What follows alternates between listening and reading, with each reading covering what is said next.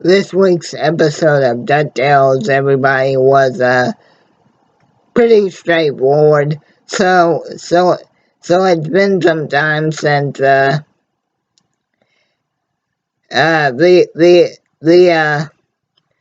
climate duck that saved Duckbird from the terrible leader of the Moon People and and, and every single member of Planet Moon except for Penumbra is absolutely loving Earth life now, and they've even called it having Earth fun. But Penumbra is so desperate to finally get excuse me get off of Earth that she's even taken a page out of Della's book and even is in the process of making a spaceship to launch back into Earth. But Webby spends the entirety of the episode basically trying to help Penumbra understand that that that maybe it isn't so bad being on Earth, and that maybe she should take the chill pills that the rest of planet of the Moon's population have. So what Webby and Dewey basically, and Launchpad, who secretly went on a very bad date with Penumbra, and basically that they had coffee, and the only real question that Launchpad was able to get out was, so do they get Darkwing Duck on the moon? And Launchpad spends the whole episode except for the very end basically trying to find a way to get Penumbra to really talk to him and to sort of apologize for their crappy date. And Flint Art Glongold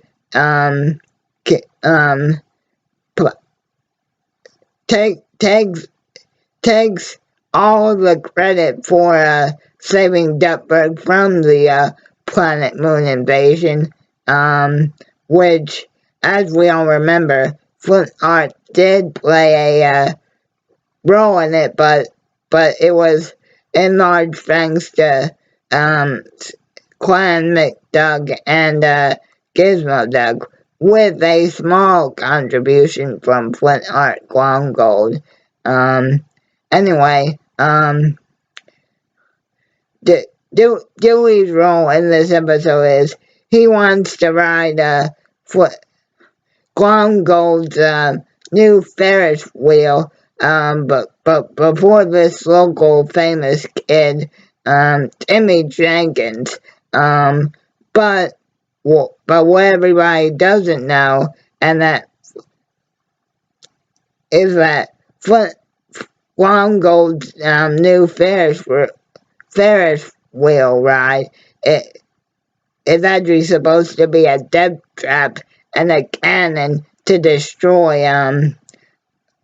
Uncle Scrooge's mansion, so Glongold can prove once and for all that he is not only the hero that saved the world, but again, once and for all, that he is the richest duck in the world. But due to Flint Art's new assistant, Guinness, who is a fellow like Penumbra, Planet Moon inhabitant, took over for Allison, and Guinness accidentally calls the safety inspector after misunderstanding Glongold, and and Webby reveals that she she she's only trying to help a number adjust to life on Earth because be, be, be, be, because Webby understands what it's like to kind of not fit in, because she tells us that basically before Huey, Dewey, and Louie and Donald got there, um, she just stayed in the mansion 24/7, with um with with Mrs. Beakley and basically studied 24/7, and that's how she became such a good McDuck family expert. But she reveals that that that that